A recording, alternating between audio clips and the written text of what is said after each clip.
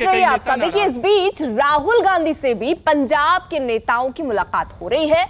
राहुल गांधी से मिलने के बाद कांग्रेस सांसद गुरजीत ने सिद्धू के न्यूज 18 पर दिए गए इंटरव्यू पर कहा कि सिद्धू ने जिस तरह की भाषा इस्तेमाल की वो कोई बर्दाश्त नहीं करेगा।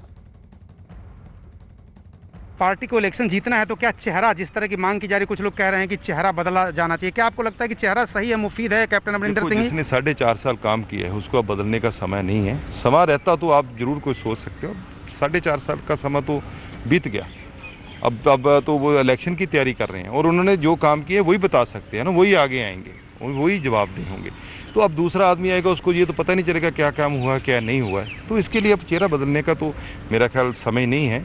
तो हमने जो अपनी बात है वो सीएम उसके समक्ष रखी है राहुल जी के कि ये ऐसा है। लेकिन सिद्धू भी अच्छे लीडर हैं, हमने बोला कि उनको भी साथ लेके चलो और सारी पार्टी को इकट्ठे होकर चुनाव लड़ना होगा। लेकिन जिस तरह की भाषा वो इस्तेमाल कर रहे हैं, कैप्टन को झूठा कह रहे हैं, सूबे के मुख्यमंत्री को अगर आप ही की पार्टी का आदमी इस तरह से बात कहेगा, बहुत गलत बात है। ये भी हमने बात की है कि ये ऐसे एक टॉलस लीडर जो हमारे मुख्यमंत्री हैं, 2 बार मुख्यमंत्री रहे और पंजाब के लोग उनको प्यार करते हैं। कोई सीएम हो आपका पार्टी का तो उसको तू करके आप बात करोगे, इट्स नॉट गुड। ये तो कोई भी आप लोग हैं, चाहे आप समाज के लोग हैं, वो भी बर्दाश्त नहीं करेंगे। हम भी अपने बड़ी उम्र के आदमी को जी कह के बुलाते हैं। चलो बात है आपके बखरे में है। पहली बात तो ये बात जो समय नहीं था इंटरव्यू करने का उनका। अब जब पार्टी ने बुला रखा है तो क्यों इंटरव्यू की है?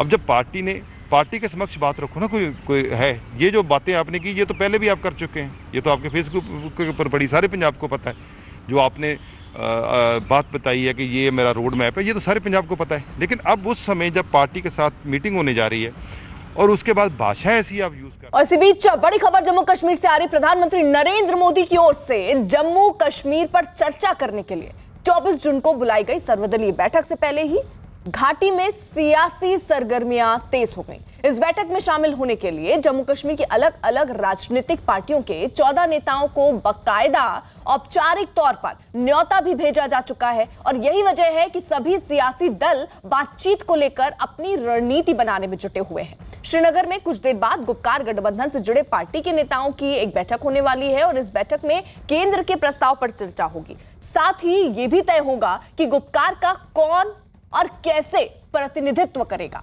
सूत्रों के मुताबिक फारूक अब्दुल्ला गुपकार का प्रतिनिधित्व कर सकते हैं। और यह भी खबर है कि पीडीपी कश्मीर के मुद्दे पर किसी भी बातचीत के पक्ष में है।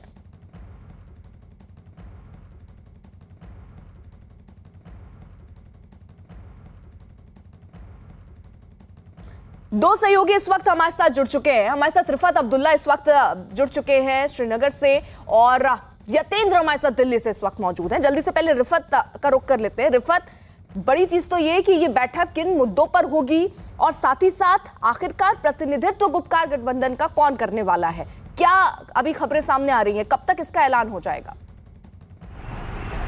देखिए अर्पिता, अभी आज मीटिंग होनी है पीएजीडी की, people's alliance for Gupkar declaration की मीटिंग होनी है।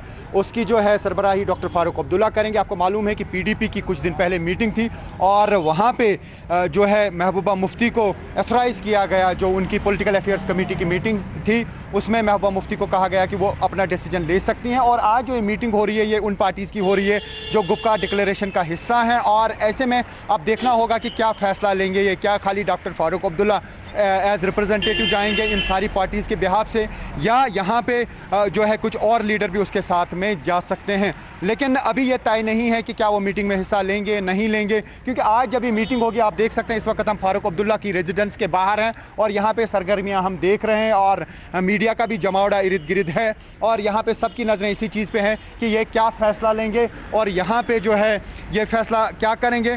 क्योंकि आपको मालूम है कि 370 जो हटाया गया, 35A हटाया गया, उसके बाद इन सभी लीडरों को जो है बंद कर दिया गया, इनको डिटेन कर दिया गया, उसके बाद इनको रिलीज भी कर दिया गया।